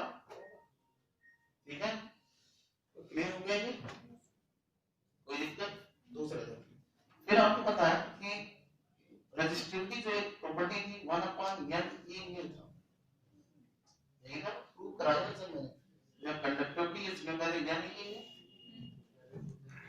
जितना कंडक्टिविटी ज्यादा उतना रेजिस्टेंस का। कंडक्टिविटी मतलब फ्लो होने का हेल्प होगा, फ्लो मतलब भागने का, इलेक्ट्रॉन भागने का क्या होना, फ्रीडम मिलना। ये फ्रीडम बताता है ना, मोबिलिटी, ये इंडिकेट करता है कि चार्ज का एरिया कितना फ्री है, जितना म्यू ज्यादा उतना ही चार्ज का एरिया फ्री है। मोबाइल में जैसे विरोध कम। दूसरा आप जानते होंगे एक गांव है, जिस गांव में 1000 पॉपुलेशन हो, उसमें 500 यादव हो ना, और 200 ठाकुर हो, 100 ब्राह्मण हो, ऐसे सब मिला के किस जात के विरोध कम है?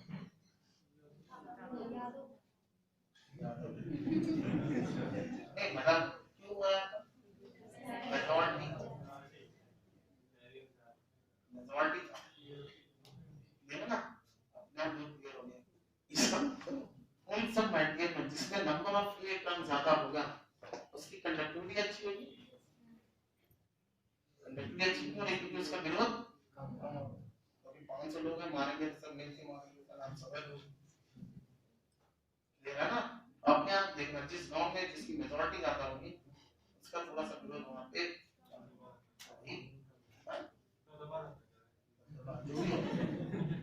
वही हर यहाँ भी मिलेगा, मटेरियल है। ठीक है, तो जिसका फ्री इलेक्ट्रॉन ज्यादा होगा वहां पे फ्री चार्ज ज्यादा होगा, वहां पे रेजिस्टेंस कम एंड कंडक्टिविटी ज्यादा। आपस में लड़ते हैं बहुत, एक बिग बॉस बनेगा, कंप्रोमाइज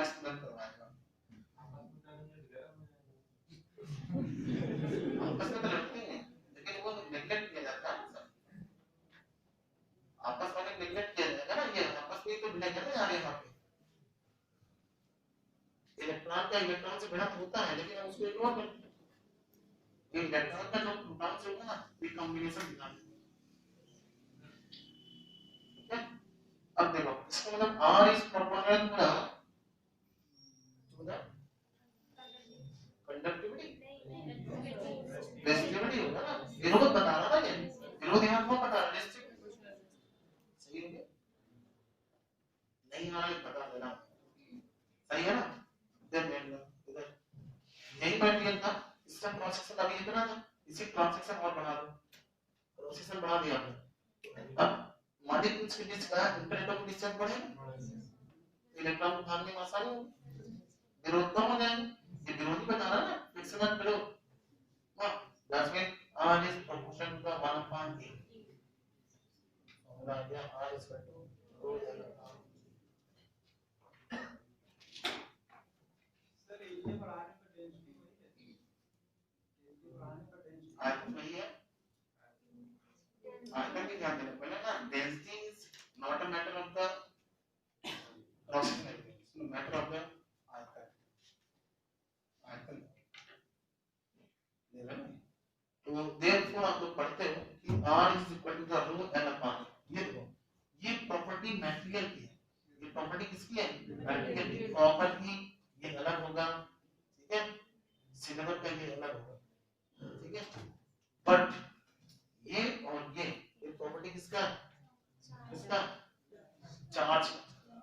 तो क्यों मैं बता रहा हूँ, जैसे ये क्रॉस सेक्शन पर जब हम डीसी लेके चलते हैं तो पूरा क्रॉस सेक्शन से वो क्या कर जाता है, रट्टा हमारा ऐसे में। अभी हम धीरे धीरे आगे बढ़ रहे हैं, लेकिन जब एसी पढ़ते हो तो आपने पढ़ा होगा कि ऊपर वाला देखते हैं ना, तो क्रॉस सेक्शन घट गया, यहाँ क्रॉस सेक्शन घट गया, यहाँ क्रॉस सेक्शन ज्यादा, जब क्रॉस सेक्शन घट गया अब इतने दूर में लेके जाना है उतने फील्ड इलेक्ट्रॉन है, तो फ्रिक्शनल विरोध ज्यादा होगा, ठीक है, और फ्रिक्शनल विरोध ज्यादा होगा तो रेजिस्टेंस ज्यादा होगा, ठीक है।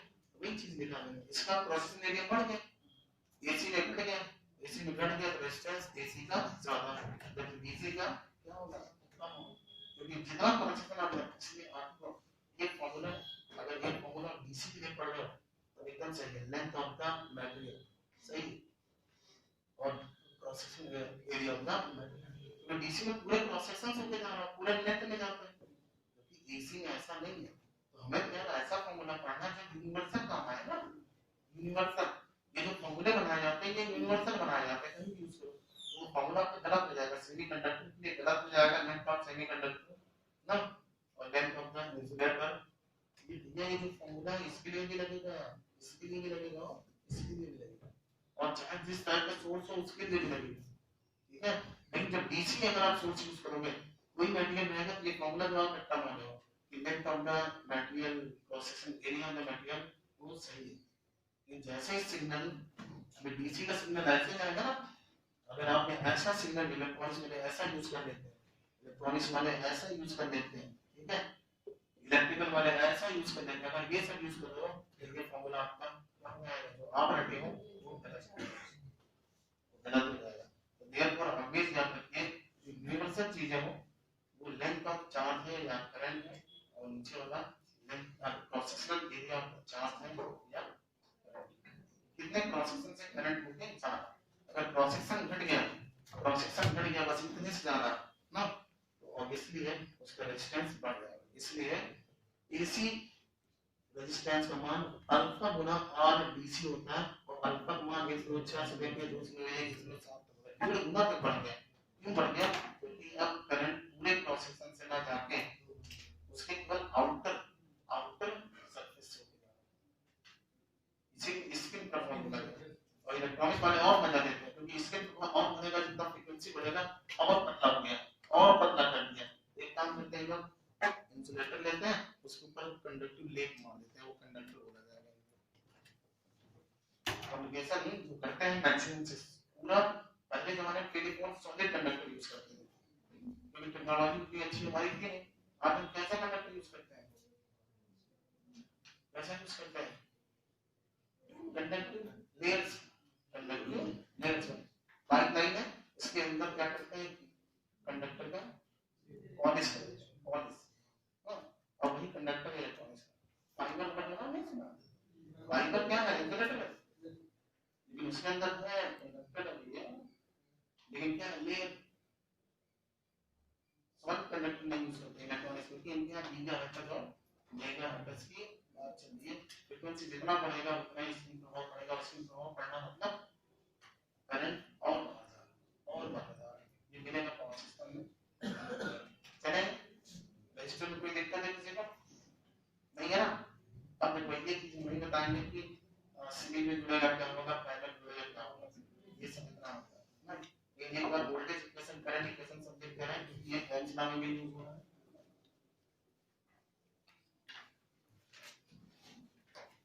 ये ऑब्जेक्टिव में सवाल है, ये इसको बोला जाता है लो वैल्यू वाले क्या बोला जाएगा, मीडियम क्या बोला जाएगा, ये वैल्यू।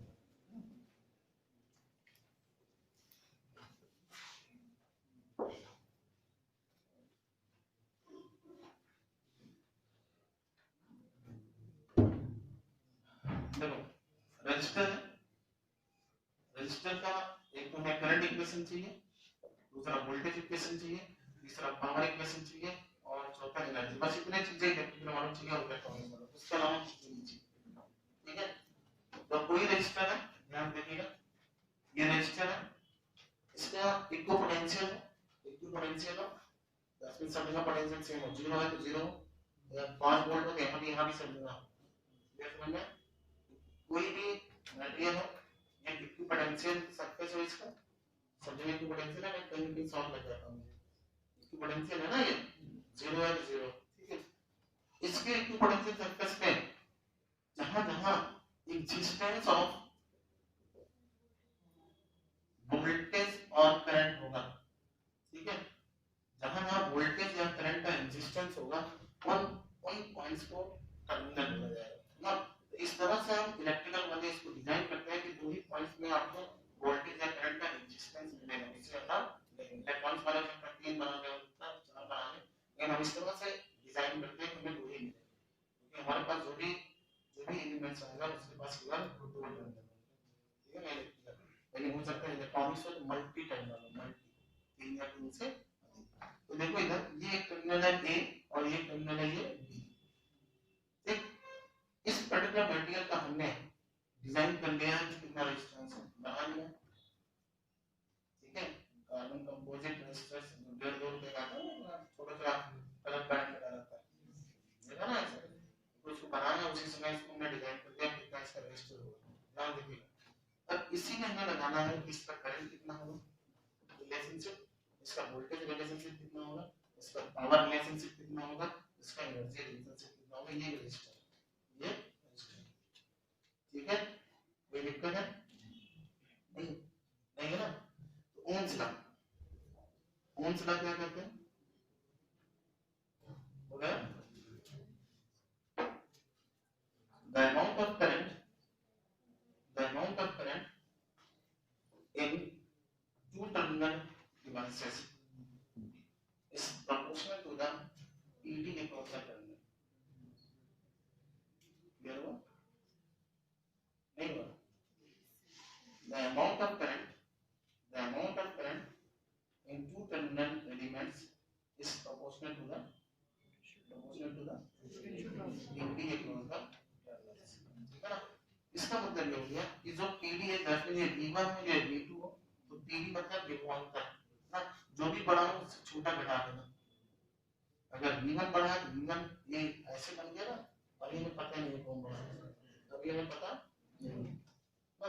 अगर ऐसे बन गया तो एकदम फिक्स हो गया कि V1 V2 बड़ा है और V1 छोटा है, इसलिए हमने ये बना दिया, पता नहीं, पता चल जाता है जब इसको जोड़ते हैं ना, ये ऐसे ये रजिस्टर लेकिन आप पता चल गया ये वाला जो टर्मिनल है ये हायर वाला छोटा है। सोर्स जब जुड़ेगा और सोर्स इधर से जुड़ेगा तो इधर बड़ा हो जाएगा, सोर्स इधर से जुड़ गया इधर पता नहीं किधर हो जाएगा, सर्किट जब बनेगा तब तो समझ में आएगा ना, क्लियर है ना।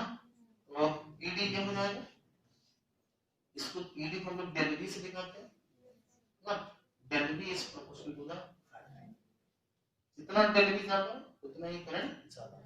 ठीक है, del V is proportionality constant is given by the, जिसको बोला जाता है resistance of the device, resistance of the device, चाहे लकड़ी हो चाहे लोहा हो चाहे, ठीक है ना। कि ये ओम्स लॉ से यार क्लियर क्लियर है ना।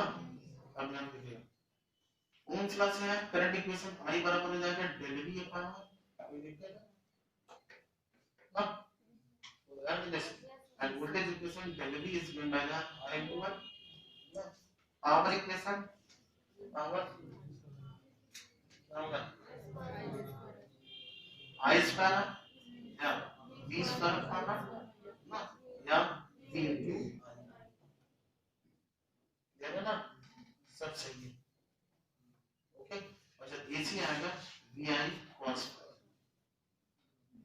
ठीक। तो AC आएगा VI cos ये रजिस्टर है इसका cos फाई हमेशा 1 होता है रजिस्टर का पावर फैक्टर हमेशा 1 होता है। तो ऑब्वियसली फिर से इस पे आ जाएगा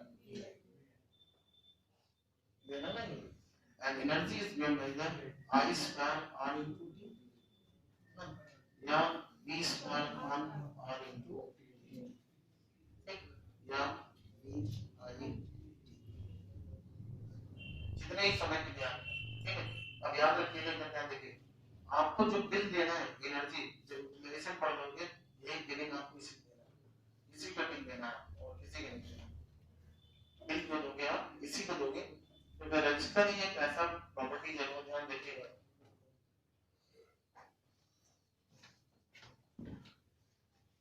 बिलिंग जो बिजली विभाग वाले आपसे लेते हैं ना एनर्जी मीटर लगाते इसका लेते हैं जिसको रजिस्टर ने यूज किया किसने यूज किया रजिस्टर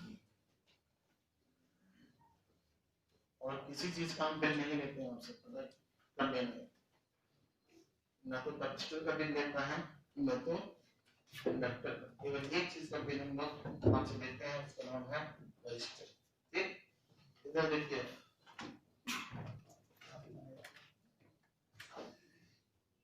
कुछ बोलने जा रहे थे क्या बिजली के परिभाषा उसका परिभाषा क्या होती है बिजली एक माला जो दौड़ता रहता है तो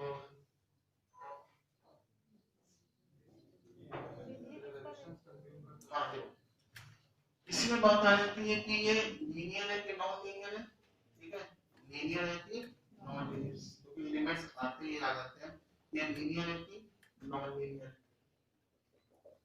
सबसे पहले हम लोगों ने पढ़ा था डेफिनेशन लीनियरिटी का बोला गया कि वह सभी एलिमेंट्स जिनके वोल्टेज एंड करंट का रिलेशनशिप प्रोपोर्शनल हो डेरिवेटिव हो और इंटीग्रल वो सभी एलिमेंट्स लीनियर बोले जाते हैं ठीक है। जिन एलिमेंट्स का जो भी ब्रह्मांड के एलिमेंट्स है जिनके वोल्टेज करंट का रिलेशनशिप लीनियर हो और प्रोपोर्शनल हो डेरिवेटिव हो या इंटीग्रल हो वह सभी एलिमेंट्स लीनियर हो जाएंगे ठीक है। ध्यान देना R का जो रिलेशनशिप है वोल्टेज और करंट का then V is proportional to the IA इसका प्रोपोर्शनलिटी है इसका रजिस्टर कौन है लीनियर then इंडक्टर आएगा V is proportional to the IA power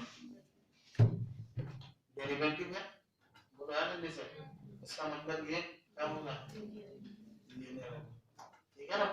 then V is proportional to the integration of the I20 voltage current का relationship कैसा है integral है इसका मतलब ये लीनियर होगा।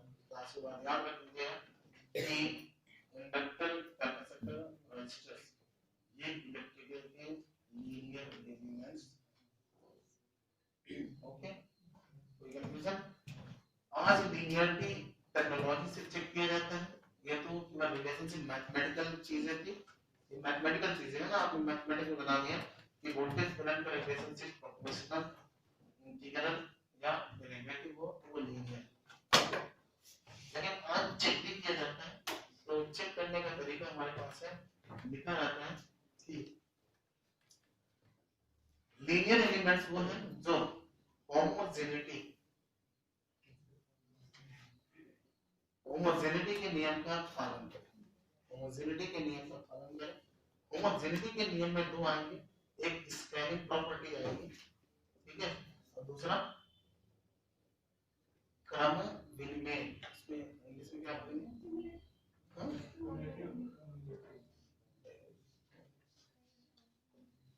इन दोनों लॉ का पालन करें, ठीक? इन दोनों लॉ का पालन करें तभी बोला जाएगा। इसके साथ साथ वो सुपर पोजिशन थ्योरम का भी पालन करें, ये ऑब्जेक्टिव क्या माने लगा वो बोल रहे हैं, सुपर पोजिशन थ्योरम का भी पालन करें, ठीक है। सबसे ज्यादा होमोजेनिटी आता है ऑप्शन रहेगा, ओम्स लॉ भी रहेगा, लेकिन अगर यूपीपीसी में आंसर दूंगा आप ओम्स लॉ लगा दो, ओम्स लॉ गलत माना जाएगा, ठीक है। आज जो भी है लीनियरिटी का चेकिंग होमोजेनिटी से होता है, होमोजेनिटी, ठीक है ना। होमोजेनिटी दैट मींस जिसमें स्पेलिंग है होमोजेनिटी हो, ध्यान देना है इधर देखना। दैट मींस ये जो आपका एलिमेंट्स जो भी है, हाँ, एक बार यहाँ पे ए सोर्स दो, फिर एक बार बी दो, तब जो यहाँ आउटपुट मिल रहा है, ठीक है, फिर पहले बी दे दो फिर ए दे दो, वही आउटपुट मिल जाए, इसका मतलब ये होमोजेनिटी जो हमने पढ़ा था a plus b is equal to b plus a, हो गया। पहले ये दे दो 5 वोल्ट का दे दो, फिर 10 वोल्ट का दे दो, जितना जितना आउटपुट आ जोड़ लो, ठीक। फिर अब पहले 10 दे दो, दूसरा 5 दे दो, तब भी सेम आ जाए तो समझ जाना ये उसके लिए पालन, ठीक। दूसरा जैसे था y x बराबर ax, ध्यान देना, अगर x को 5 गुना बढ़ा दे, y x को 5 गुना बढ़ाया तो ये चलो ये हो जाएगा 5x पूरा जल्दी से, हाँ, दैट्स मीन इसी 5 पर तुम 5x को लिख सकते हैं 5x बराबर yx, ना। दैट्स मीन जब हमने वेरिएबल को 5 गुना बढ़ाया तो आउटपुट भी 5 गुना स्केल हो गया, 5 गुना बढ़ गया, आया नहीं है, मैथमेटिक्स है ये, मैथमेटिक्स, ठीक है ना।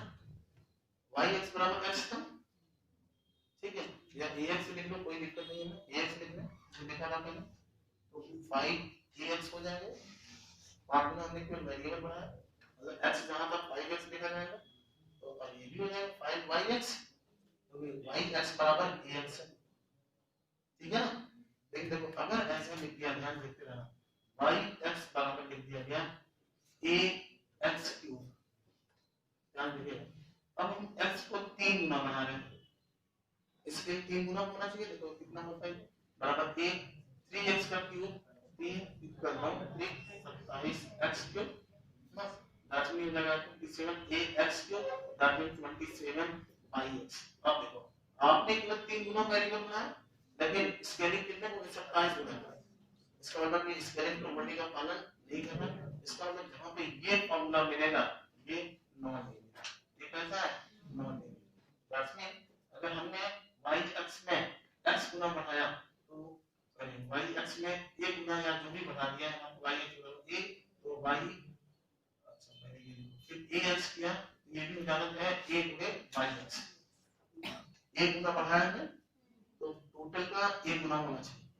तो यहाँ पे देखो नियम पालित हो रहा है, हमने 5 गुना बढ़ाया तो 5 गुना ही बढ़ाया ना, लेकिन यहाँ पे देखो 3 गुना बढ़ाया 27 गुना बढ़ाया, इसका मतलब ये स्केलिंग के नियम का पालन नहीं करना, इसको बोल दिया जाएगा ये कौन है, यही सबसे ज्यादा, ठीक है। तो एक को पालन करना दूसरे को नहीं करना, ये भी कंडीशन आ जाता है, इसको क्या बोले, किसी एक का पालन ना करें, किसी एक का भी पालन ना करें जो देखा गया नॉन लीनियर, ठीक है।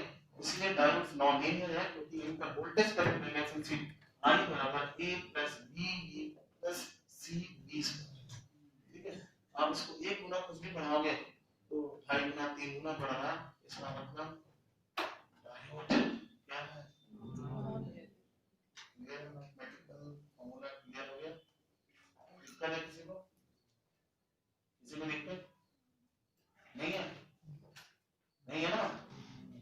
अब देखो फिर बोला गया कि एलिमेंट्स नोट कर लिया ना तुमने, ये दोनों याद कर लेना, बस होमोजेनिटी हो रहा है, ये linear elements are which obeys the law, तो इसमें मिलेगा होमोजेनिटी, ठीक है। लिखा है कहीं कहीं ओम्स लॉ, होमोजेनिटी कुछ ऐसे से लिखा रहेगा, ओम्स लॉ का क्या है, होमोजेनिटी इज राइट, लड़के सब ओम्स लॉ रखते हैं, ये रहेगा ना सर, मैक्सिमम ओम्स लॉ रहेगा। जो ओम्स के नियम का पालन करे वो लीनियर होगा, ऐसा नहीं है। बहुत सारे एलिमेंट्स हैं जो ओम्स के नियम का पालन करते हैं, जैसे सेमीकंडक्टर है ना, शुरुआत में ओम्स के नियम का पालन नहीं करता लेकिन उसके बाद कर रहा है ना, ये नहीं किया, लेकिन यहाँ तो आदमी मान को प्रोपोर्शनलिटी मिल गया, तो लीनियर बोलो ना इसको, नहीं है, ठीक है ना। देखो यहाँ तक प्रोपोर्शनल है, यहाँ पे देखो ये नीचे वाला पद है, ये तब होगा हम लोगों ने कभी अपने मास्टर्स में नहीं पूछा था, जीरो से नाम के यहाँ से जाए, ठीक ऐसे गया पैराबोलिक, फिर ऐसे हो गया, ये a है, ये cb स्क्वायर और ये कैरेक्टरिस्टिक है ना। ये अगर कोई यहाँ जीरो से भी जाना तो a हटा देगा, ये हटा देगा, बोल रहा है सर। बहुत इंपॉर्टेंट चीज है, कैरेक्टरिस्टिक से हम फार्मूला बना लेंगे और फार्मूले से कैरेक्टरिस्टिक बना लेंगे, ये जिसको मैथ आता है वही होता है, ठीक है ना। तो एक्चुअल फार्मूला यही है, अब देखना पड़ेगा कौन सा आपने मेटल सिलिकॉन है, जर्मेनियम है, हलवा है, क्या है, उसके अकॉर्डिंग के फार्मूला बदलते, ठीक है ना। तो थायराइड आपका लीनियर नहीं है, जबकि मैं चला के लिए पालन इसके आगे कर रहा हूं लेकिन वो लीनियर नहीं है ना, क्योंकि वो स्केलिंग के कारण सबसे पहले स्केलिंग नोट, जैसे कोई पूछे एलिमेंट्स लीनियर नहीं, स्केलिंग को क्यों लगा दिया, एलिमेंट्स के बजाय कभी भी जैसे फॉर्मूले पूछ लिए जाते हैं, बताओ ये लीनियर है कि नॉन लीनियर, ऐसे पूछा गया बहुत सारे एग्जाम में, y इक्वल टू ये बताइए ये लीनियर है कि नॉन लीनियर, बस स्केलिंग रखना, स्केलिंग को रखना, अगर स्केलिंग पालन करना है समझ लेना, पालन करें, स्केलिंग ही करवाता है 99%, ठीक है। स्केलिंग मतलब अगर हमने वेरिएबल में x फैक्टर बढ़ाया तो टोटल आउटपुट x ही बढ़ेगा, 3 गुना बढ़ाया हमने वेरिएबल तो 3 गुना बढ़ेगा, ऐसा ना हो कि वो 9 गुना, ऐसा ना हो कि वो 10 गुना, ऐसा ना हो कि वो 27 गुना, क्लियर। तो पूछना है किसी को कुछ भी, तो कल हम लोग इसके आगे पढ़ लेंगे। अच्छा एक और दूसरा पूछा जाता है एलिमेंट्स में यहीं पे,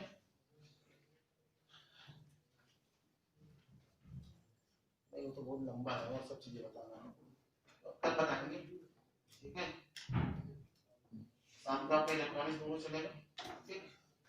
जैसे इसमें लगन बहुत तेज है, किसी किसी दिन हम नहीं रहेंगे, किसी दिन वो नहीं रहेंगे, थोड़ा सा आपको भी कंप्रोमाइज करना होगा, और तेज लगन चलना, ये साल की शादी कितने दिन वाली है, 15 दिन, हाँ नहीं 15 दिन में 12-13 दिन लगना, पूरी ठंडी नहीं है, एक साल की शादी हुई तो मैं कह रहा हूँ ना, एक 1.25 लाख शादी इलाहाबाद में, 1.25 लाख एक 26-20 हजार कार्ड एडीएम के यहाँ पहुंच चुके हैं परमिशन के लिए ना। अब कल जब जाके योगी ने कहा कि परमिशन लेने की जरूरत नहीं, तब जाके सबको मतलब शादी कर सकते हैं। पुलिस प्रशासन सबसे ज्यादा परेशान करती है ना, सब आदमी कैसे आ गए, जेल से कैसे आ गए, क्या भाई मैं कहा कल थोड़ा सुकून मिला ना सबको कि अब शादी निपटा सकते हैं सही से, कोई नाराज नहीं होगा, फूफा नाराज नहीं होगा, मामा नाराज नहीं होगा, इसके पहले फूफा भी नाराज हो सकते, जीजा भी नाराज, हमें बुलाया, हमारे पूरे खानदान को काहे नहीं बुलाया, फूफा कहेंगे हम तो आए लेकिन हमारा दोस्त भी आना चाह रहा था, उसको क्यों मना कर दिया, कोई नाराज नहीं होगा, दोस्त भी नहीं नाराज होगा, तो थोड़ा सा जैसे किसी किसी दिन चेंजेस रहेंगे, ठीक है, चेंजेस रहेंगे, जैसे मैं एक को फिर नहीं रहूंगा, पहले तो बता दे रहा हूँ इलेक्ट्रॉनिक्स चलेगा एक बार, ठीक है ना, इसको पढ़ा के निकल जाऊंगा, फिर एक रात में आऊंगा, बाहर हम लोगों के चारों तरफ है ना, कहीं कहीं इधर उधर जाना पड़ता है, तो वैसे तैयार रहिएगा, शाम को इलेक्ट्रॉनिक्स बहुत